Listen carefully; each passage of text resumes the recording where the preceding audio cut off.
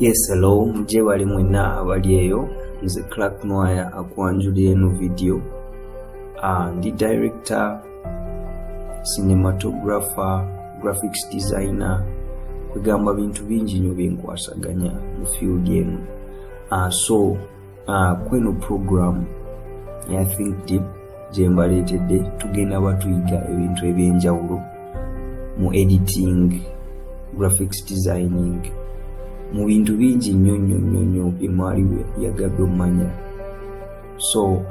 Nga leero tutandise n'omulamwa gw'okuyiga oku-editinga.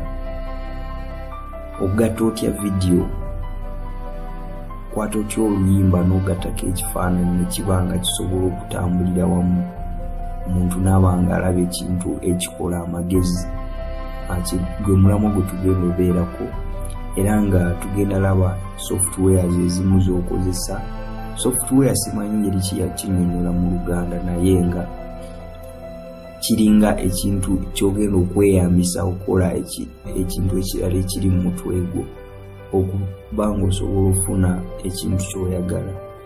Software ezisinga omanyikibwa mu kukola ebintu bya editing, tulinamu softwares nyingi naye nga ze tugenda oba nga tukozesa, tugenda kukozesa Creative Cloud, Adobe, nga mweno mulimu Premiere Pro gye tugenda osooka otunuulira. Tetujja lwawo katugende mu Premiere Pro.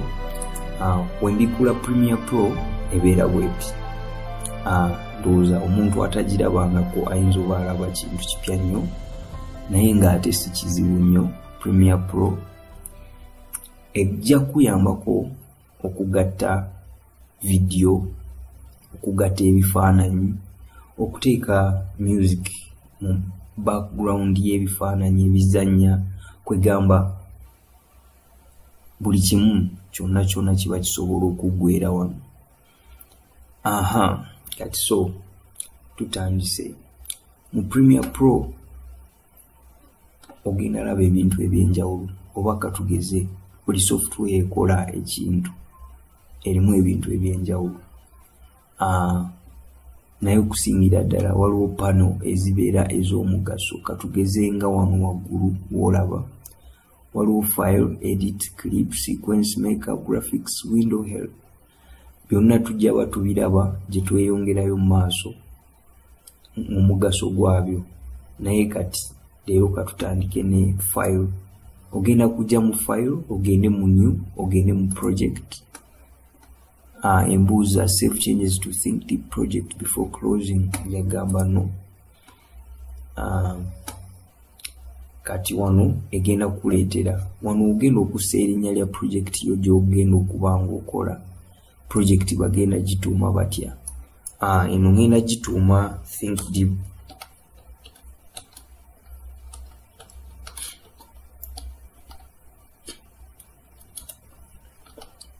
Ngitumye Think Deep 1. Wano bakubuuza location wa oyagala okusavinga project eno. Wetuba tukola ekintu kino kirungi nnyo okwate folder emu mwogenda osavinga ebintu byonna ebikwatagana ne project gy'okola. Wenyiga browser, njagenda mu my computer, ine noonye wentereka projects zange. Folder yange yino already nze nagikoze dda. Select folder.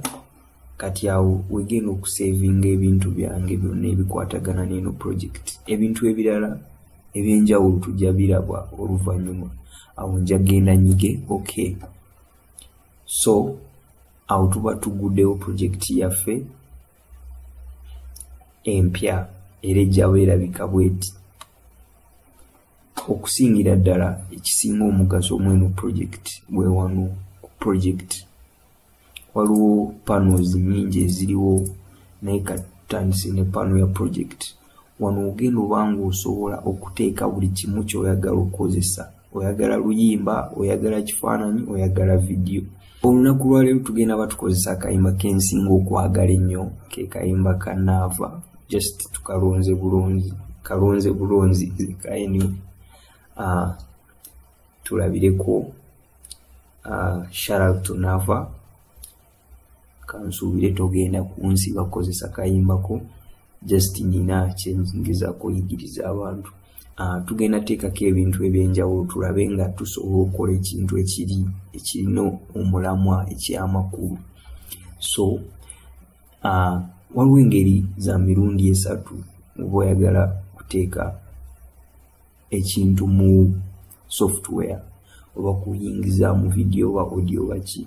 Esookera ddala eri mu mitendera emituufu. Ojja kujja wano ku file ogende mu import, onyige import, ogenda wali ekintu kyoyagala. Katugeza akayimba ke kano alibomu by Nava, ako ke kayimba nge open, ako nkataddemu. Then ekiddako njagala okuleeta video.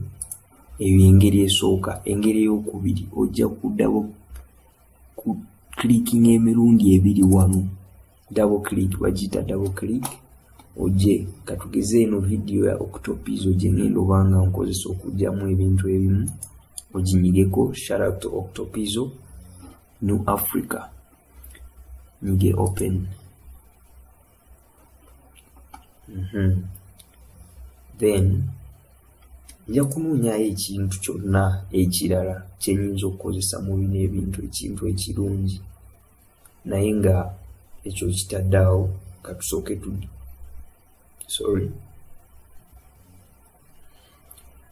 tudde ku kintu ekiddako. Maze okuleeta katugeze nti eno ye video yange, luno lwe luyimba lwa audio lwe njagala. Ngenda kukola ntya? Ekisookera ddala nina okukola sequence gye ngenda obanga nkoleramu ne timeline. So nja kujja wano ku video eno, ngiklikingeko, ngende wano ngisitulewo enti ngise wano mu new item. Ngisa mu new item egenda kukola timeline. Lwaki ngisitudde n'engisa wano? Nti egenda kukola sequence eyina settings ezimu nga video gye njagala. Kiraba 128 720 eba half HD. Bino ebintu bimakinga bulungi ne footage gwendeese. Kiringa kyekimu katugeze oshutinze ne kamera yonna, oba kale katugezeeko ku importinga footage wa kamera. Nja kugenda mweno folder noonye wentereka footage. Kangende mu project yonna gye nali nkozeeko, kangende mu OP footage Canon na footage wa Mark II.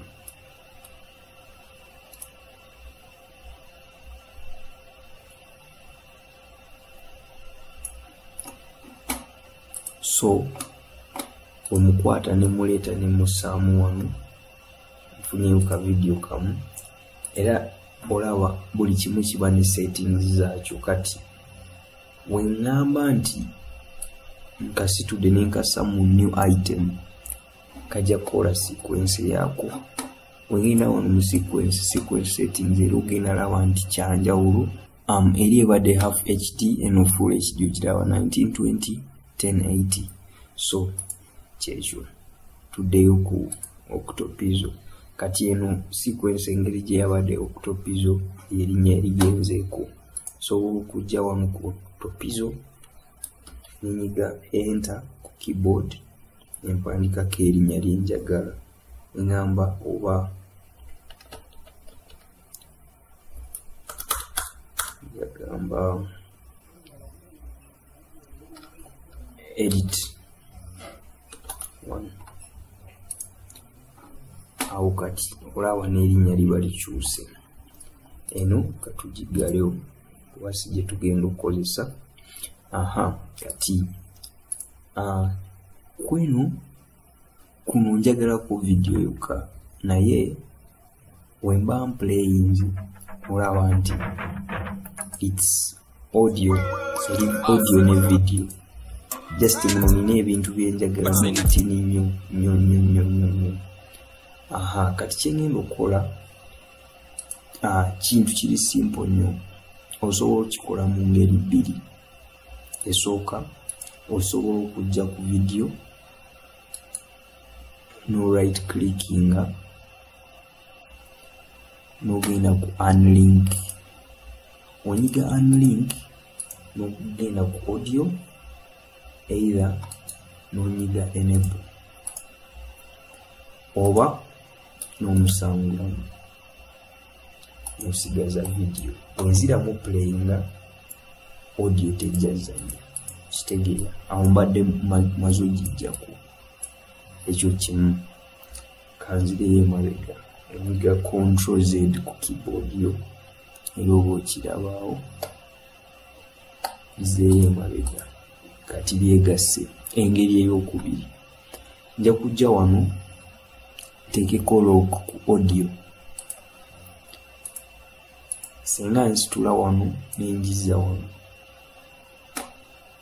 Sorry. Nja kujja nteeke lock ku video nzije wano audio musangule. Kitegeera. So awo newenzijja ku audio ku video abatakyaliko. Kati kyengenda okukola already nina sooka kola sequence ya video nendyoka ndeeta audio bwenjagala okukozesa. Nemussa mu track esookera ddala nemulookinga such that newonkola ki newonkyusa biki yetagenda kyuka kifo kyalimu, kubanga mu editing ekyo kitawaanya nnyo senga audio akyuka n'ava mu time gye yabaddemu. Kijja kuleetera obanga edits zo either ziri maaso oba ziri mabega. So awo tudde kufuna clips zetwagala mu eno video. Eno video ogidouble clickingamu ejja kujja wano mu source monitor. Eno bagiyita source monitor. Mu source monitor osobola okunoonyamu ebintu gwe byoyagala mu video yo yonna. Katugeze osobola okubrowsing okubanga ogyetegereza video n'ogamba nja kujjamu kino ne kino. So muno okusinga njagala mu zino introduction scene ways osobola okujja n'ogaziya wano such that olina space emala okutambula empola n'olaba kyoyagala. Kati nja kutandikira wano. Awo teekawo omarkinga in nojja just njagala mu shorts wezikyo kyo kimala. Ekyo oba okijjeewo n'okwata wano drag video only. Waliwo wano ne drag audio only oba drag byonna bibiri ojja wano obisuula bibiri. Naye nze njagalako video yokka ate n'ekirala almost yali video yokka. So kyonja kisaawo no video eri muno. Neeyongerayo kyusi kyetaaga. Awo neeyongeddeyo nekyo kino nkyetaaga.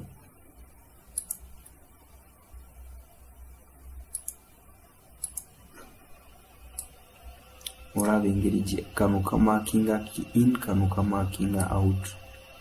Njatambula nga wendaba video yange just njagalamu ako kokka nako nkamakingi. Olaba wengenda mbupanga bwenjagalamu eno video. Tetunatandikawo editing. Just njagalamu story y'emmotoka shots ez'enjawulo. Awo marking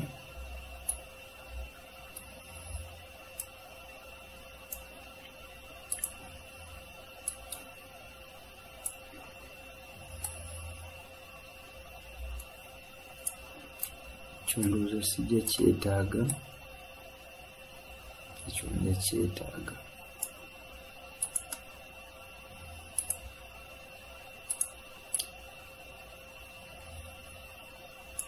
Okay, so ndowooza ebyo bimala kati. Kati ne wano eno nkozesa Premiere Process 217 agyetaaze yenna asobola kuncontactinga tulaba engeri gyagifunamu. So when playing kati oluyimba lwe luplayinga tewali kiriwo kyonna ansonga wano wali empty, tewali video naye audio y'omulabu. So kikyemina mu mutwe kikyendowooza kikyengezaako okukola kigenda sinzira ku luyimba ngeri kijje lutambulamu.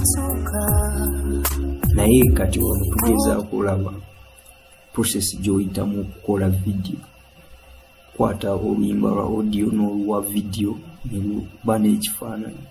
So maze olonda clip zange, waliwo eno, waliwo n'eno, waliwo n'eno, zibadde 3.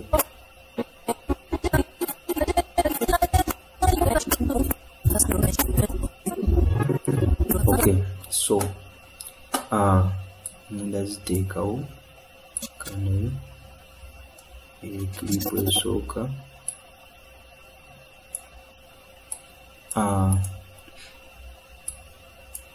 Kirungi nnyo okubanga oba osala bino ebintu bikyukira bulungi ku luyimba. Era kati clip nzipanzeeko, kati ngenda nyiga play ndozolawo.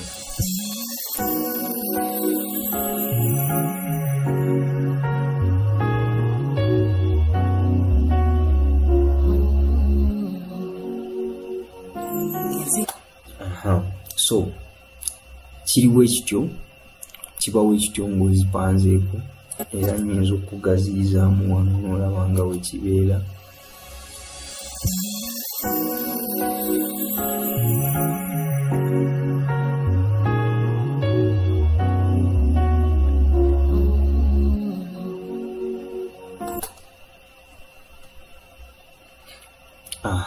Kati ekyo tuba tukikoze kirabika bulungi naye si bulungi nnyo, kubanga olaba beat eyo erina okuwa engeri ebifaananyi gye bikyukamu ekintu kibeere kyakabi, okitegeera. Then olina n'okugattamu transition kwegamba ekintu okinyumise bulungi. So kye tugenda okugezaako okukola, wengaziyamu kati ni wano wempulira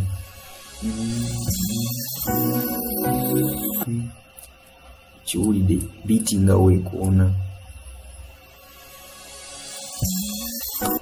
ako wekakoonerawo njagala eno clip ekyukire.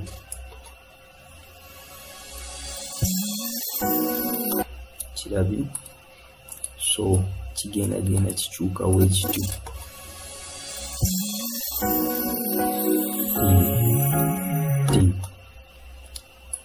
Nayo kanjitoniyeeko ngete eno.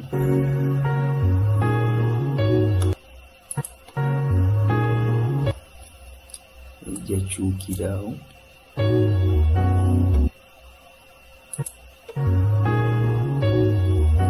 Eno tujja gisangulawo. Ekyukirawo. Neno eno ekyukirawo.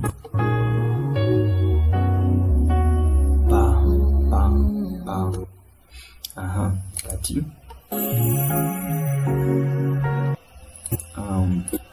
tuddeyo emabega.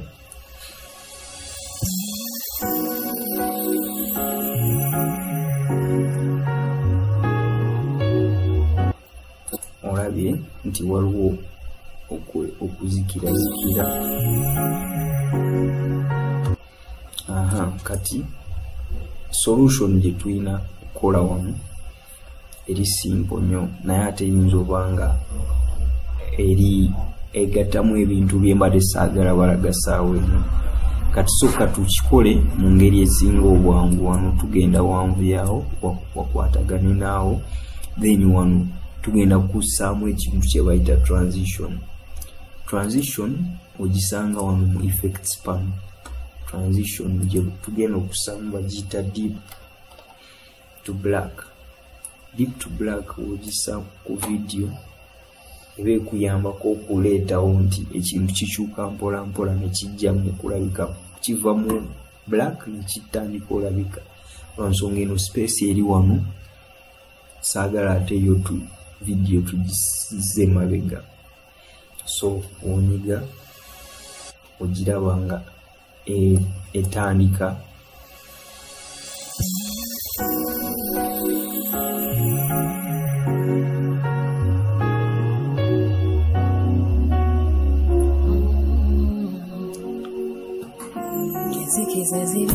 kyekyo kibawe kityo so olabye nti engeri y'okufunamu footage n'omuleeta n'omu importinga mu project n'ofuna oluyimba n'olujjako audio musaamu audio gw'oyagala okukola musaako video ez'enjawulo then n'olaba nti at least ekifaananyi kirina okugezaako kyuka ku vibe y'oluyimba nga we lutambula so ebintu ebirala tugenda batweyongera obiraba kuba eno video yeesoose nendaba nzikola nnyingi nnyo kyonna kyonna kyoyagala omanya ku kintu ekikwatagana ne editing, graphics designing, kola business cards, kola logos, kola ki byonna byonna tugenda batubiraba naye katusooke tulabe ekye bayita editing, video editing kuba wano wewali omulamu ogusinga. Ayina ekibuuzo kyonna osobola okissa mu comment yo, ayina ekintu kyonna kyayagala okuddamu okumunnyonnyola contacts zijja beera waawo. Bambi musubscribinge ku channel yange, munsupportinge, then ne video eno mugisharinge ne bannamwe kubanga kino njagala fenna tubeereko n'ekintu kye tuyiga ekiyinza okutuyamba kubanga nze bino ebintu byenkola byebimbeesaawo byebindiisa binyambe nnyo n'okufuna ebintu ebirala bingi byembadde sisuubira nti nali nsobola obifuna naye era nabiyiga bwenti nga wendi mubayigiriza so oli waddembe okugezaako kino ekintu n'olaba kikikuyamba ate n'okiremerako.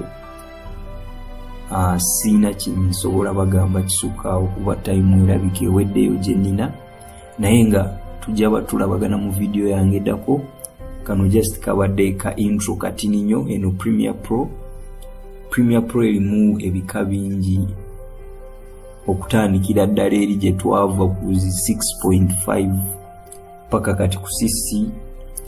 So just okusinzira ku mashini gy'olina ojjabo onoonya Premiere Pro ejjaavu esobola okugendako n'ekuyambako mashini yonna gy'oba nayo okutandikira ku dyoko wange erimu RAM nga wa 4GB oba 3GB eba esobola okuyambako okukola ebintu bino.